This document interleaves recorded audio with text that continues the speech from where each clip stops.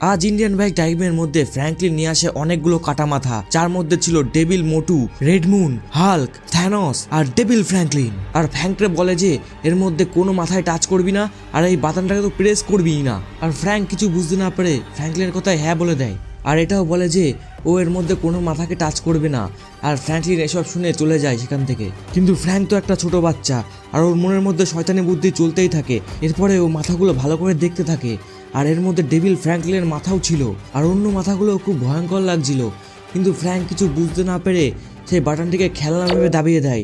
এরপর খুব জোরে বিদ্যুৎ চমকাতে থাকে এবং ওখান থেকে বেরিয়ে আসে এক ডেভিল ফ্র্যাঙ্কলিনের মাথা, এবং সেটা দেখতে ভীষণ ভয়ঙ্কর ছিল। আর ফ্র্যাঙ্ক ভয় পেয়ে যায়, আর ও ফ্র্যাঙ্ককে গিলে ফেলে। এরপর ডেভিল ফ্র্যাঙ্কলিনের মাথা ঘরের বাইরে বেরিয়ে যায় এবং সেটি খুব বড় হতে থাকে। আর ফ্র্যাঙ্কের চিৎকার শুনে দাদাজি সেখানে চলে আসে, আর দাদাজি কিছু বোঝার আগে সেখানে থ্যানোসের মাথা চলে আসে এবং সেটা দাদাজিকেও গিলে ফেলে।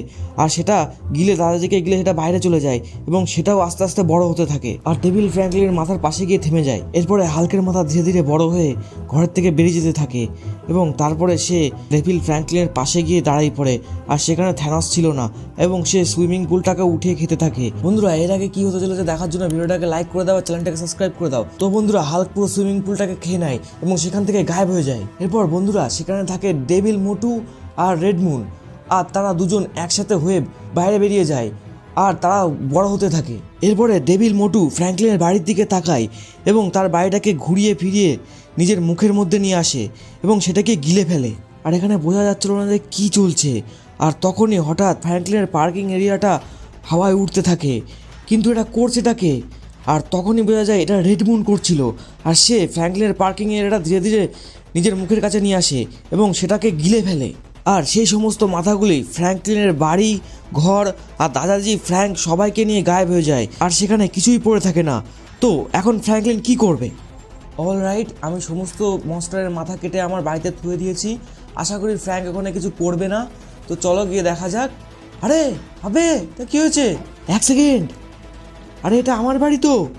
আরে ভাই হ্যাঁ, লোকেশন তো ঠিকই আছে, কিন্তু আমার বাড়ি কই? তার মানে ফ্র্যাঙ্ক সব ওই বাটনটা দাবিয়ে দিয়েছে। আরে ভাই পাগল নাকি ওই ফ্র্যাঙ্ক? আরে ভাই, তার মানে ওই সমস্ত হেড আমার দাদু, ফ্র্যাঙ্ক সবাইকে নিয়ে চলে গেছে। আরে এখানে তো একটা বাটন দেখতে পাচ্ছি। আরে তার মানে ওই কাটাওয়ালা মুন্ডুগুলো আমার জন্য বাটন রেখে গেছে, আর ওদের সাথে আমাকে ফাইট করতে হবে। আরে কাটাওয়ালা মুন্ডুগুলোও না। আরে ভাই সাহেব, এগুলো কি? আরে ভাই, এগুলো তো রেড মুন মনস্টার। আর এরা জ্যান্ত হলো কিভাবে? আর দেখো ভাই, কতগুলো ক্লোন হয়ে গেছে, আর এরা আমাকে মারছে। দেখো আমার হেলথ একদম কমে গেল। আরে ভাই, আমাকে পালাতে হবে। আরে ভাই, প্রাণ হাতে নিয়ে পালাই।